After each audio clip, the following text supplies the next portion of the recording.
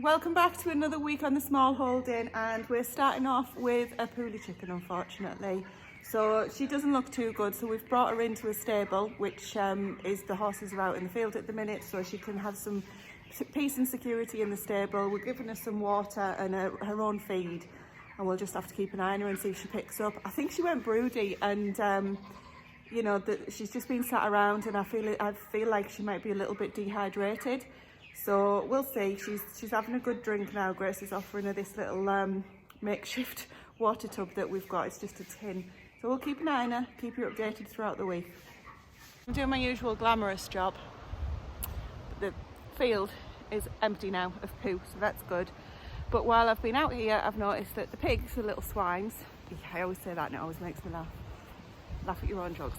That fence there, they're not supposed to be able to see through it. There was some green, like, what would you call it? It's like not sheet metal, it's not metal, but it's a strong material. They've flipping itched themselves on it that much. Stephen put it up to protect the fence, and it's also got like chicken wire on there. They put it up to protect the fence, and they've itched and itched and itched and itched it off.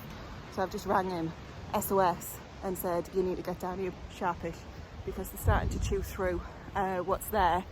And one, I don't want the fence ruining, and two, looking at what they're doing, they've unravelled the chicken wire that is left ravelled up and hidden behind the fence. So I'm trying not to get too close because they'll come over to see me. But in the corner, where's my finger? That there is not supposed to be available to them anyway. So I've rang him and said, please come down quite quick, and I've asked Grace to go and get some food to distract them so that they don't end up in the field with the horses, because I want to play that game today.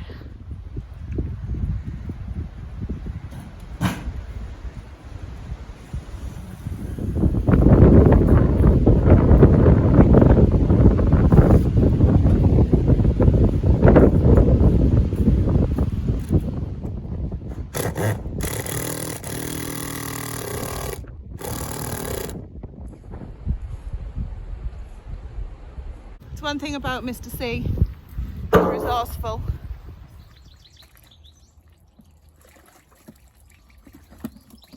Oof.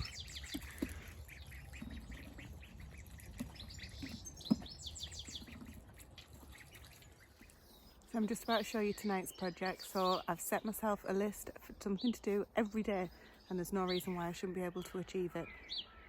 So tonight's project is the strawberry patch. So it's looking a very mess, a very embarrassing mess at the minute. I'm going to show you what it looks like though.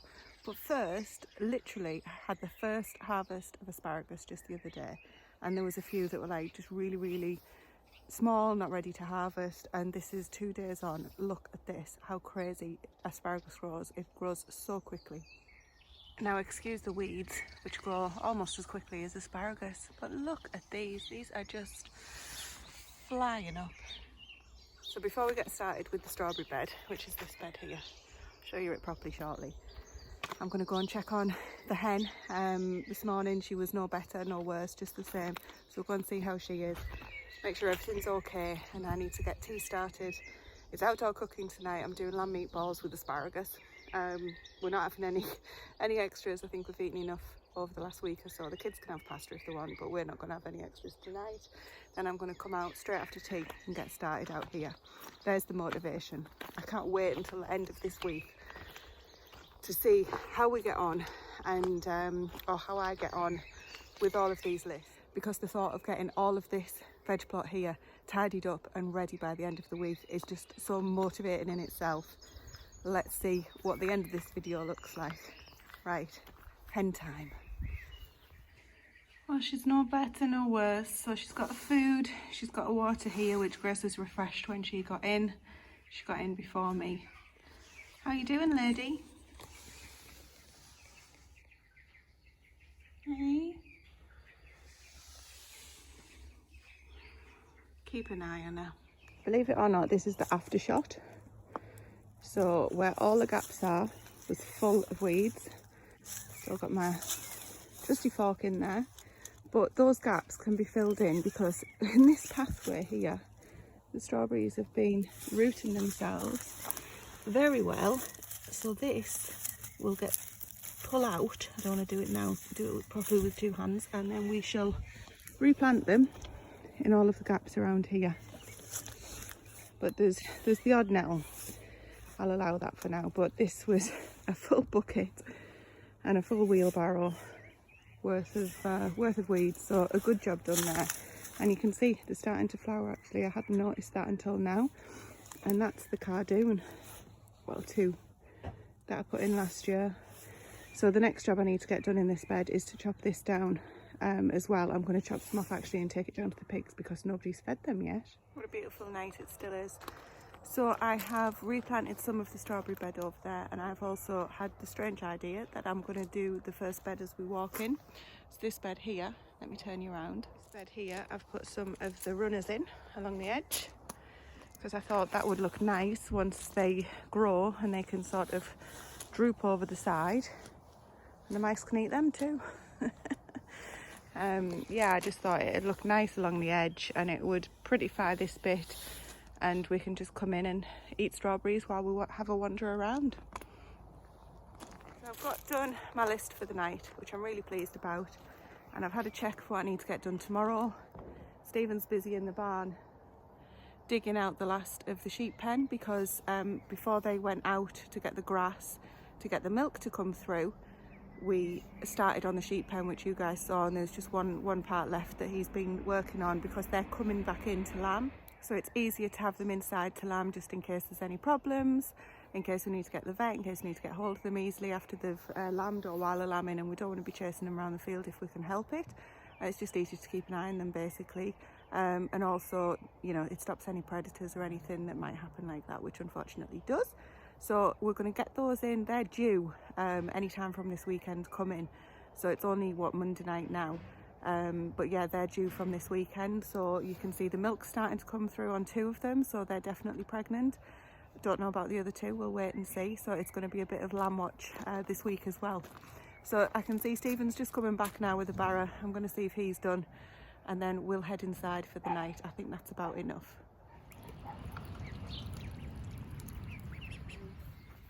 But we're due frost tonight. We're going to get down to 2 degrees here tonight and tomorrow. It might not happen, but a few precautions that we'll need to take. But for now, with the greenhouse I mean, but for now we've got a rug on the old girl in the field, the horse. The pigs need feeding, and we've just got the usual evening things to do. They're hungry, but I've come down to get the barrow because I need to give the horses some hay, and it's easiest to transport it in the barrow. So let's see what awaits us tonight. The other thing that we're doing tonight is obviously checking on the chicken, not changing her unfortunately, and I'll show you what Stephen's up to. We're moving the Roscob chicks from their current accommodation. They're getting upgraded and they're moving to a larger piece of accommodation, so I'll show you that in just a second. You think they've never been fed?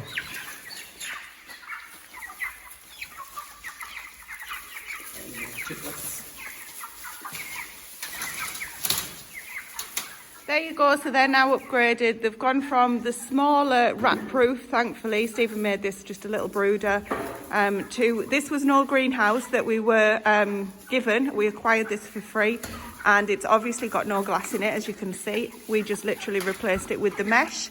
And again, hopefully that is as rat-proof as we can get it. There's a log there making sure that nothing pushes the door open. So these guys are now having their supper, as you can see. Like Stephen says, you'd think they've never been fed, but these meat birds are the Roscob breed, and basically they live to eat. Different topic for a different video. We'll update you properly there, but these guys are about 4 weeks old now, and hopefully in the next couple of weeks we'll be able to get them outside in the chicken tractor that Stephen's also built. We're just about to feed the pigs, and on the menu tonight, as well as the compound feed, they've got asparagus and perennial kale. So it's a nice healthy diet for them tonight. Let's go see what they make of it.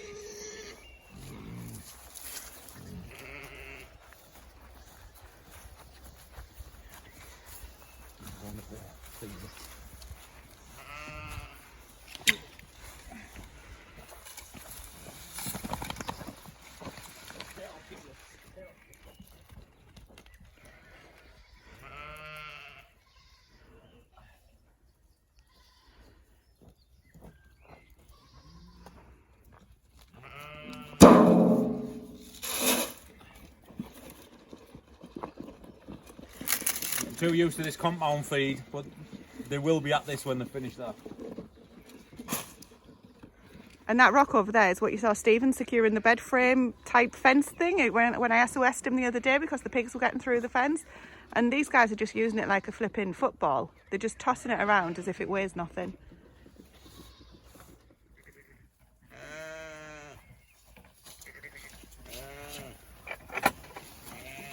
Hello, Tommy.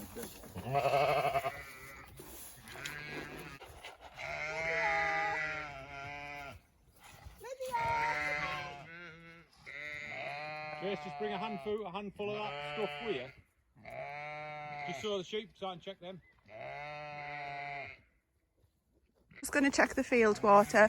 All we do is have a long hose pipe that literally, just to make life easy, because we haven't got any water down the field, and that just hose pipe goes all the way along the perimeter up to a tap at the house, basically outside tap, and we just fill it up from there. Makes life a lot easier.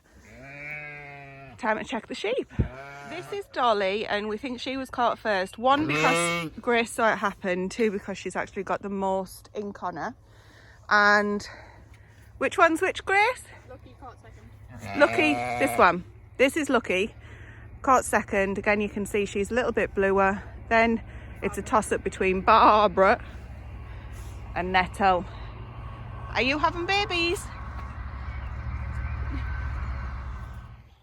One of the ways that we can tell that our sheep are pregnant is obviously when the milk's coming through.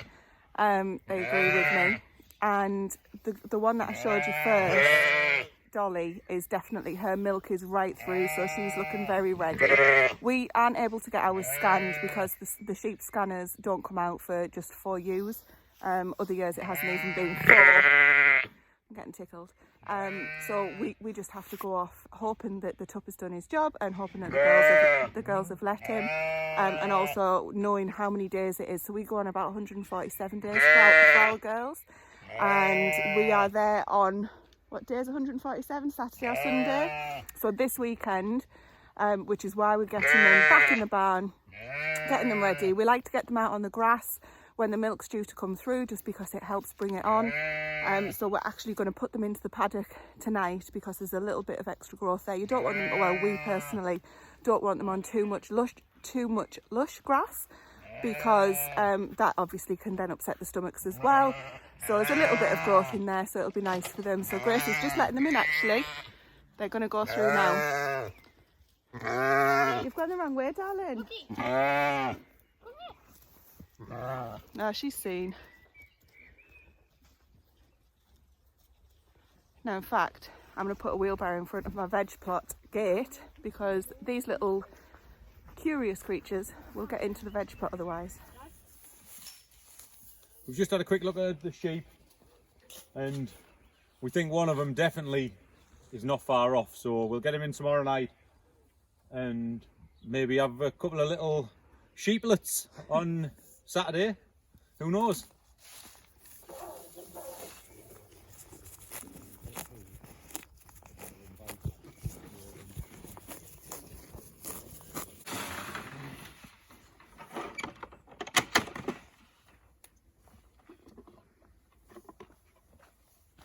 Well, we've done a good job on that kale, and Steve's trying to fill up the bed with 2 very curious pigs on his heels. Come on, piggies! Pigs! I think Steve's going to bed in there.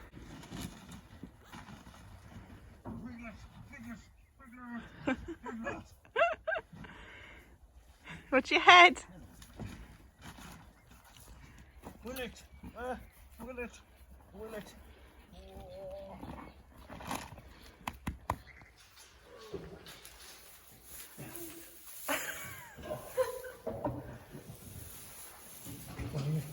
Retrieving eggs.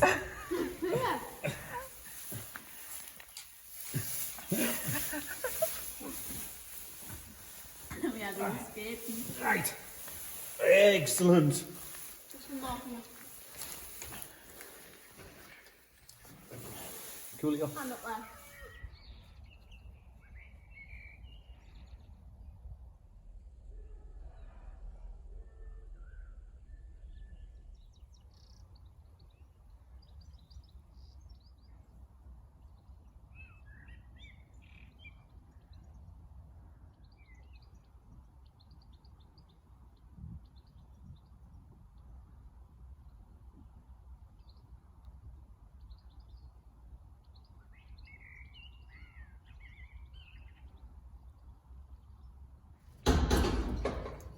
We've got all the colours of the rainbow here.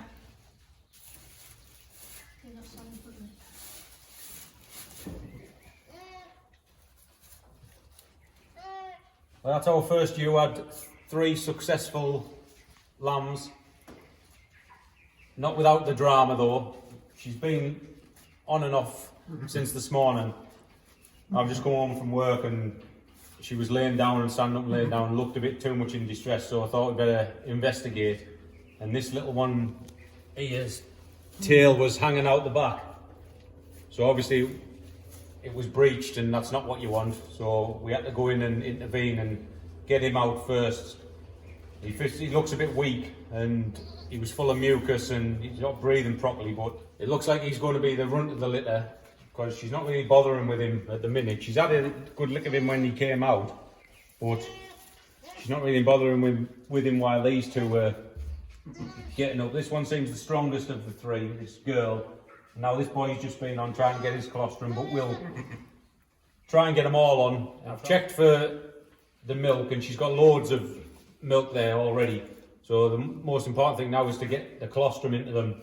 So we'll just sit with them for a bit and see if they latch on. If not, we'll give them a helping hand and try and get that important colostrum in them first. We'll have to see if she takes on all 3 of them, but it's likely she won't. So she's had triplets twice before and rejected 1 the first time and rejected 2 of them the second time. So we had to bottle feed them lambs. So it looks like this little fella here is going to be a pet lamb.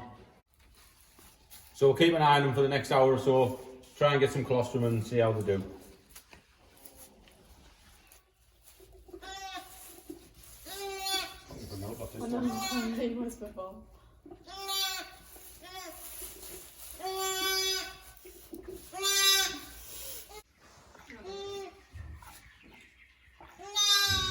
You're a little snake. We've just left them for an hour and we've just come back to see how they're getting on. We've got 2 the boys who aren't doing as well as the girl. The girl seems to be getting along with mum and getting plenty of colostrum off her. So we've just topped these up with some colostrum out of a bottle. But they seem fit and healthy enough. So we'll just have to see how they get on during the night. We've put a heat lamp in for them because it's supposed to get down to 2 degrees tonight here. It's been a traumatic time for the 3 of them getting out of mum. So we're just going to leave them get the rest, build the strength up, and hopefully they'll be suckling off her tomorrow. So say good night, little sheeplets. Meh.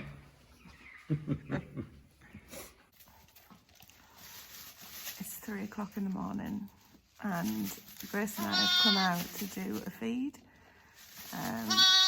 because unfortunately last night the mum of the triplets decided as we were going to bed that she didn't like the triplets anymore, and let me just show you the runt of the litter is called Dwayne, as in Dwayne The Rock Johnson. He's trying to feed off his brother, so it's the 2 boys that are under the light. His brother's called Merlin. Anyway, he's trying to feed off him and obviously that's not going to work out very well. So we've come out to give them a top-up drink. As you can see, it's very cold. It's down to freezing, so 0 degrees here overnight, and we're just making sure we did a late feed, 3 o'clock, and we'll come back out again about 6, half 6. But the reason that we wanted to come out during the night was to check on her to make sure she hadn't hurt them, but unfortunately she was being being that nasty that we've had to put a pallet up between them. So she's over there on the other side of the pallet with the lamb that she likes and that she's chosen, and the 2 on this side of the pallet that she doesn't. So it is not ideal at all, but we did see this coming because she's done it before. We gave her another chance last year and she didn't do it last year, so this year she's decided to do it again. So she's had triplets 3 times now, and she's had a 2 and a 1 in between, and both times she's there's only 1 time out of all of that basically that she's been a nice mum. So we've given her as many chances as we can. So not an ideal situation, but that's our 3 o'clock, eh, Grace? See you again in the morning.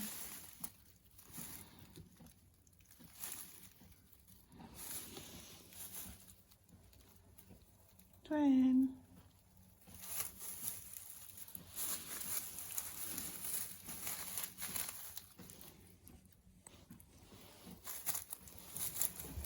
Back out, it's, I don't know, 6 something.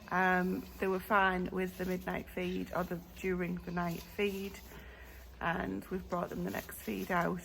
Now Stephen's off to work today, so everybody seems to have survived the night. Maybe not me. I'm gonna go and get a coffee, but Grace is just finishing off there. We're giving them a little bit extra colostrum during the first 24 hours just because these guys have had a hard start, not thriving as much, but I think they're going to be all right. They're doing a lot better than yesterday.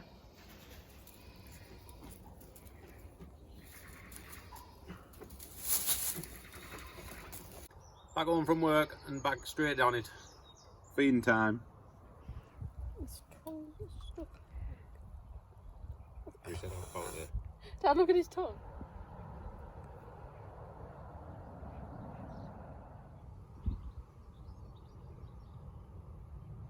Well, I am finally outside in the greenhouse, going to be working in the plot and doing whatever I feel like doing. My goodness, I've tried to get out and then everything's been happening with the lambs and all the things. So I was laughing back to one of the comments when we were saying it's all the things that you need to do rather than the things that you want to do.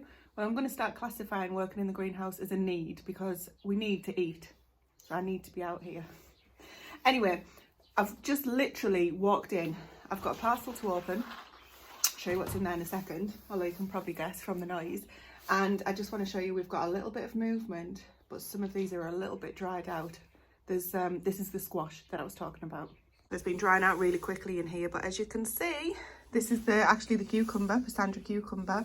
These are the ones that are dried out that I was talking about, so I'm going to have to get those watered, and I'll get some more of those sown. I wonder why they've dried out quite so much. No movement anywhere else that I can see. Right, I'm going to crack on. I've got a full day or a full afternoon now of getting busy out here. So I'll show you what's in here first, and then let's see how much I get done. A little bit untidy in here because I'm just trying to get busy. So this is literally, don't want to show the other side, it's got all my details on it, but I'm opening this with you. It's from Real Seeds because I wanted to get certain things on the back of the 10 vegetables video that I did, and just on the back of some research. And once a month, payday, I tend to catch up with anything that I need for the coming month, whether it's stuff for the actual garden, as in cloches or frames, things like that, slug pellets, or I don't know, whatever else it might be, or seeds. And there's something else that's come in, and I'll show you that probably next week's vlog, 'cause it hasn't come today and I'm going to get this up soon. Let me show you what we've got. So on the back of the video that I did with Liz Zorab for the collab, you heard me talking about Greek gigantes. Well, bit of a funny story there. So I've got what I think are my dried Greek gigantes, that's how I say it, and they're right next to the SAR runner beans or beans. And then I got the labels muddled up, and now I'm not totally sure what's what. So they're still getting sown, but in order to be absolutely sure that it's Greek gigantes that I'm growing, I've gone and treated myself to a new pack. Now, these aren't cheap. I mean, they're only a couple of quid, but compared to what I can get them, other seeds for at Wilko's. Well, obviously they're a specialist seed and you can't just pick these up at Wilko's. So I have treated myself to those Greek gigantes soup runner bean, they're called. Absolutely lovely. Can't wait to get those in. I'm going to put them in now. Can you tell what Stephen's doing? Did you hear that? Next thing, stringless runner bean. I wasn't going to do runner beans, then I changed my mind. So a new strain of the popular variety bred to be stringless with the same high yield. So that's what got me the stringless, because sometimes runner beans you just end up, it's just not worth the battle. But if these are as good as they say they are, then maybe I'll reintroduce runner beans into our diets. These were just a total because they're just so cute. Yin yang beans. And I think the yin yang are for drying as well. Yeah, harvesting the dry beans, and they just look fantastic in the jars. Okay, the next one is the tall climbing pea. I'm going to try direct sowing some of these. As you know, we've got rodent problems, and that might be the silliest idea, but we shall try. Then we've got sweet corn, which I'll be able to start getting in now, because I haven't grown sweet corn for a couple of years. And I thought, do you know what? I'm going to try. I'm going to take these inside. I'm not going to put them in the ground because sweet corn needs really warm temperatures to germinate in, and direct sowing is just not an option. And even leaving in the greenhouse is not going to be constant enough for it at the moment. I think we're past our last frosts, but just in case we're not, because the temperatures will still dip so low on a night, I'll be doing those inside. And another one, never heard of this one before. I've heard of super peas before, but I've never heard of this this actual brand. Never heard of this variety before, or brand. I'm just going to show it to you because I can't say it. How do you say that? This traditional soup pea is multi-purpose, not just for dried for soups, but can be eaten fresh and into the and ground to make flour. That's what got me. So the fact you can use them fresh and you can dry them, and people use them to make their own flour. I'm terrible for loving things like that. So grown until 1900 in Rathrick, then lost and regenerated from a very small sample. So I'd love to be a part of that. So I'm going to get some of these in, and birds and mice, it says, are buggers for taking these. Sorry. So I'll have to be careful with these as well as the other things. Anyway, that's what I got from Real Seeds. So I'm going to be sowing those and getting this mess tidied up. I want to get my leeks in, and I want to get a load more carrots in. I'm going to water those first that I've just shown you though, otherwise that's going to be a complete waste. And just start doing all the things. That's how many of those ash seedlings, which I now know them to be, thank you Julie, have just pulled out of one bed, and there's still a million left. I'm being shouted all the time. So yeah, anyway, they're out. I could hold them out, but it's quite therapeutic actually pulling them out individually. Anyway, so much for my afternoon in the garden. Apparently we're going to go out for an hour or so as a family and have a good time. So I shall go and partake in that and then see what we get done when I get back. How do you feel about the people? Good, I like them. Just too many people. Well, thank goodness we're back. I think finally realising how much of an introvert I really am, despite what people might think on these videos. Anyway, we are back and I have cut the asparagus, so that's the asparagus bed behind me. There was a lot to cut for fresh eating, so I will probably start freezing some because the asparagus season isn't that long, and we can eat it, you know, most days, but I'd like to have some in the freezer because it freezes really well. I use it in quiches and things like that, and it works absolutely fine if you don't want to just eat it like this fresh as a side dish. And now I am with this triffid. So there's two plants here. This one is doing miles better than that one, and I've got 4 other rhubarb plants as well. So these guys have literally just taken off. So I'm going to get a load of this cut, and I think I might make some rhubarb gin. Incidentally, when you're harvesting rhubarb, you don't cut it at the base of the plant. You just need to gently pull it towards you and twist it so that it comes away clean from the plant and you're not leaving a fresh wound for anything to get into. And just gently pull it away and twist it. Some of these stalks are about as tall as me.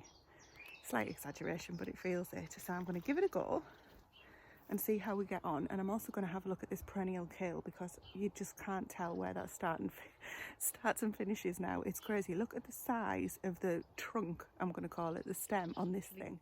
This is literally down by my feet, and that is just ginormous. It's so hard. Anyway, this is the size of it, and I've actually taken off one of the stems. Fed it to the pigs. I think you might have saw that the other day. Anyway, this is what we're contending with the rhubarb. So look at this. Wowzers. So we're going to get some of that harvested now. That's the first harvest of rhubarb this year. Well, proper harvest. I haven't just taken a stalk for breakfast or something. So I'll get these as cleaned up as I can. So this is what I mean when you can see how they've just been pulled away from the plant. I haven't chopped them off, but I have chopped the leaves off. Now some don't compost the leaves, but I would. However, I'm actually going to use them as weed suppressant because they do contain, that was a dead stem, they do contain oxalic acid, I think you pronounce it. So they can be harmful if they're ingested. But I think it needs to be in quite high quantity. So anyway, I won't be feeding them to the pigs or to the chickens or anything like that, but I will be using them as weed suppressants. If only I could use them here. As you can see, very weedy, but I'm talking about down the bottom plot where I've got, it's a bit better weeded than here, and at least I can put these down as part of the pathways, and then they'll just rot down into the pathway and I can just replace them with more because I'll keep harvesting. Now, incidentally, this plant is completely dominating this plant. So I think I'll keep this one well harvested this year because it's well established now. There's a yellowing leaf there, actually I need to get that out. But this plant is really spindly and not looking too good. So I think what I might do is when they go dormant again, a long way off yet, but when they go dormant again, I might move that somewhere else. I might move it down the bottom plot, I'm not too sure. But this one has completely become the dominant plant and is pushing this one out. Now, if you look over here, excuse the aeroplane, people are having flying lessons above us. These guys are a different type variety of rhubarb. I mean, these grow absolutely giant. You can see some of the size of these leaves already, and that's probably half the size of what they get to. I'm not kidding. Oh look, that needs to come out. That's a rhubarb flower, which I'm sure would look amazing, but will take all of the energy into flowering. The plant will think it's done and it's not, because it hasn't even started. Anyway, this one isn't doing as well because it's right next to this hedge and because it's a lot younger, but it should be well established now and it's just not doing as well as it should. However, these guys are just old hat. They've been here forever. They harvest an absolute abundance every year. They've completely took off over the last couple of weeks. So I will be harvesting from these as well, but not today. So when I get the leaves off these, I will be using those for suppressant as well. But what I was going to say is that these plants, there's 3 here, well 4 including that thing. No, there's 5 including that. There's another plane. Is it the same one going in circles? Okay, anyway, so these plants here are the same spacing as the ones we've just been looking at over there, and they've been absolutely fine, which is why I thought I'd get away with putting those 2 together, but maybe I've been greedy. And as I say, I'll probably move the one that's not doing too well and put it down the bottom plot later on in the year. That's where we've just come from. This is the perennial kale I was talking about, and the bloomin' raspberries, absolute thugs. I really wish we hadn't put them in there. Right, so this is what I've got left, and this will go into the freezer, cordial, and into gin, and this is what I'm working on. This, not now, over the next few days, this bed completely needs ripping out and planting up. This bed is the strawberry bed that I've tidied up. That's not doing too badly at all. There's a few extra strawberries that have been planted in there. They'll do really well. They've actually blackened off a bit though because of that blooming frost we've just had, which is really annoying, but there's plenty of good ones on there. I've got the asparagus, the ones that were too long I've just put there. I'm going to take those to the pigs, and then we've had enough of this bed flowering now. It really needs taking care of. I think my plan for this bed is just to put cardboard down and mulch it because I cannot face it. So that is that. Walking around with this flipping rhubarb flower now. I'm going to get the rhubarb taken in, and I think I'll go and do, it's getting on, it's late with obviously us being out, so I think I'll go and do a few more seeds in the greenhouse. It's Monday tomorrow and we're off, which is great, because otherwise I would feel so rushed today because I've still got 1,000,001 things to do. I've always got 1,000,001 things to do. Who am I kidding?